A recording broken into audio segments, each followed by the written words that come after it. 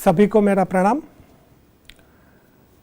बाल दोस्तों, गुजरात की कुछ विशिष्ट परिस्थितियों की वजह से हम अपने घर पर रहकर शिक्षा प्राप्त कर रहे हैं।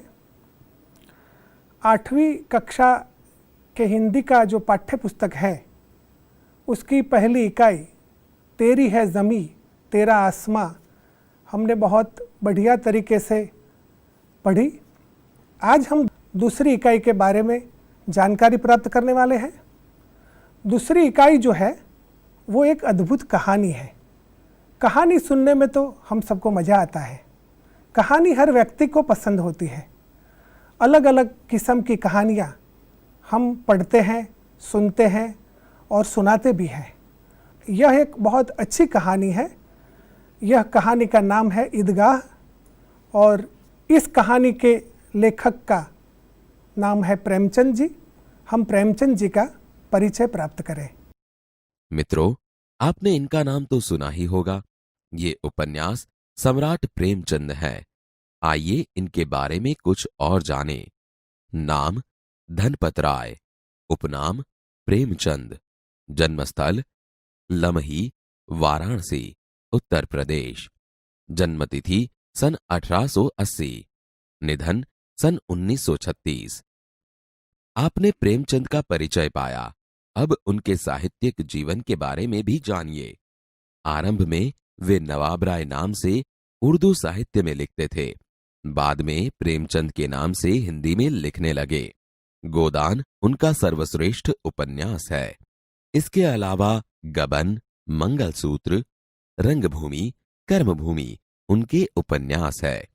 उन्होंने कई सारी कहानियां भी लिखी है जो मानसरोवर भाग 1 से 8 में संकलित है। साहित्य में प्रगतिवाद को जागृत करने के लिए उन्होंने जागरण तथा हंस नामक पत्रिकाओं का संपादन भी किया था। ईदगाह उनकी ऐसी ही एक अमर कहानी है। तो आपने प्रेमचंद जी का परिचय प्राप्त किया।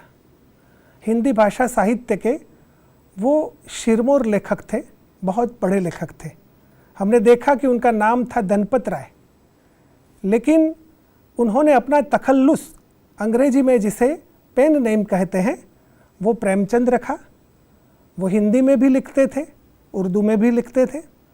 वो उपन्यासकार थे और कहानीकार भी थे। तो हम जो कहानी पढ़ने वाले हैं, जिस कहानी आज हम सुनने वाले हैं, इस ईदगाह कहानी भी उनके कहानी संग्रह में से ली गई है। तो मैं देख रहा हूँ कि आप काफ़ी रोमांचित हैं, कहानी सुनने के लिए उत्सुक हो रहे हैं। तो बच्चों, आप ये कहानी सुनेंगे या देखेंगे? क्या दोनों करना है? तो ऐसा करते हैं कि ये कहानी हम स्क्रीन पर देखते हैं। तो शुरू होती है प्रेमचंद जी की एक उत्तम कहानी ईदगाह। कहानी का श्रवण कीजिए। रमजान के पूरे 30 रोजों के बाद आज ईद आई है।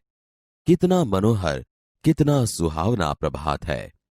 आज का सूर्य देखो, कितना प्यारा, कितना शीतल है, मानो संसार को ईद की बधाई दे रहा है। गांव में कितनी हलचल है। ईदगाह जाने की तैयारियां हो रही है। किसी के कुर्ते में बटन नहीं है, पड़ोस के घर में सुई धागा लेने दौड़ा जा रहा है। किसी के जूते कड़े हो गए हैं, उनमें तेल डालने के लिए तेली के पास भागा जाता है।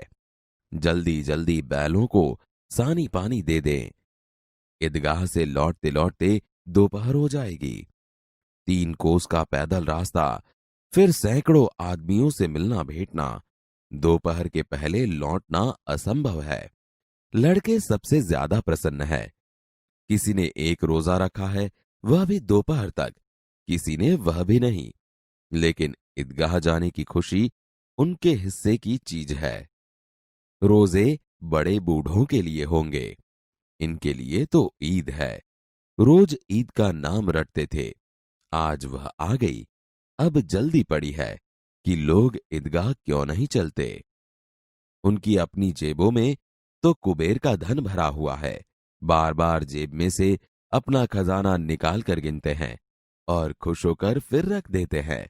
महमूद गिनता है 1, 2, 10, 12।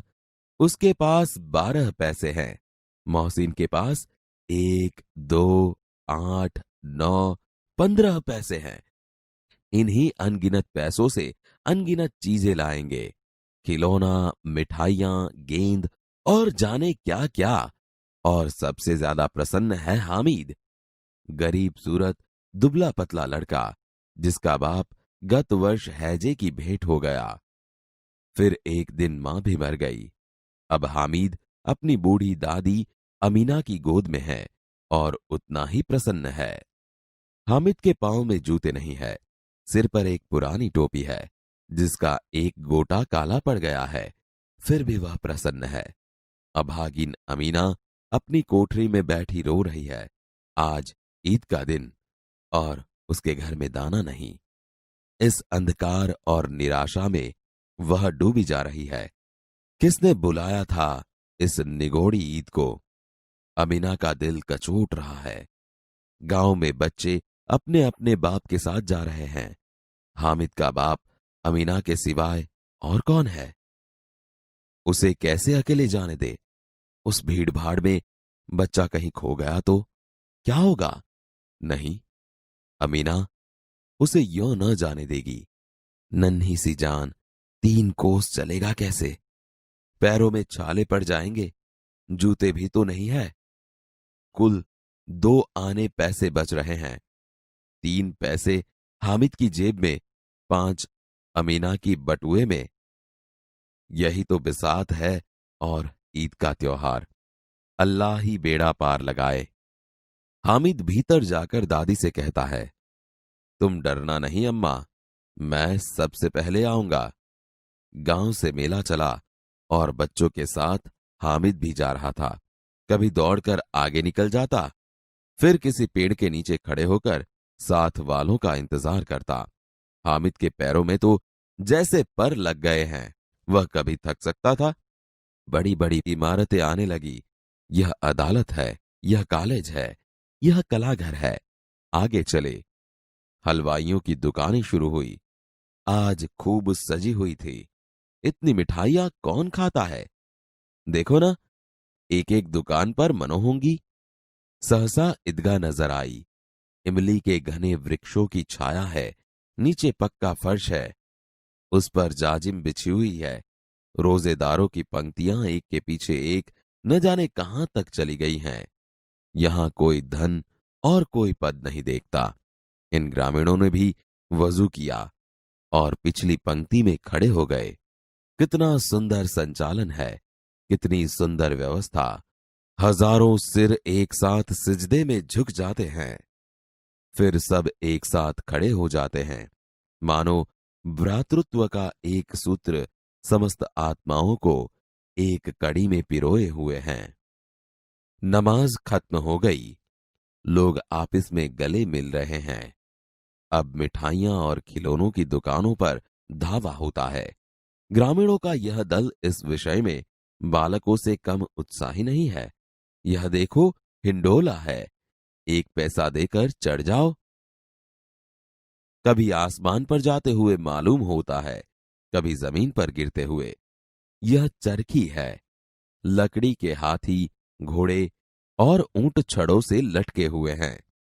1 पैसा देकर बैठ जाओ और 25 चक्करों का मजा लो। महमूद, मोहसिन, नूरे और सम्मी इन घोड़ों पर बैठते हैं। हामिद दूर खड़ा है। 3 पैसे तो उसके पास हैं। अपने कोष का 1/3 जरा सा चक्कर खाने के लिए नहीं दे सकता। सब चरखियों से उतरते हैं, खिलौने लेंगे। इधर दुकानों की कतार लगी हुई है। तरह तरह के खिलौने हैं। सिपाही और गुजरिया, राजा और वकील, बिश्ती और धोबिन। वाह, लगता है अब बोलना ही चाहते हैं। महमूद सिपाही लेता है, खाकी वर्दी और लाल पगड़ी वाला, कंधे पर बंदूक रखे हुए। मालूम होता है अभी कवायद किए चला आ रहा है। मोहसिन को भिश्ती पसंद आया। कमर झुकी हुई, ऊपर मशक रखे हुए हैं। मशक का मुंह एक हाथ से पकड़े हुए है। कितना प्रसन्न है, शायद कोई गीत गा रहा है। बस मशक से पानी उड़ेलना ही चाहता है। नूरे को वकील से प्रेम है। काला चौगा, नीचे सफेद अचकन, अचकन के सामने की जेब में घड़ी, सुनहरी जंजीर, एक हाथ में कानून का पोथा लिए हुए। मालूम होता है अभी किसी अदालत से जिरह या बहस के लिए चले आ रहे हैं। ये सब 2-2 पैसों के खिलौने हैं। हामिद के पास कुल 3 पैसे हैं। इतने महंगे खिलौने कैसे ले?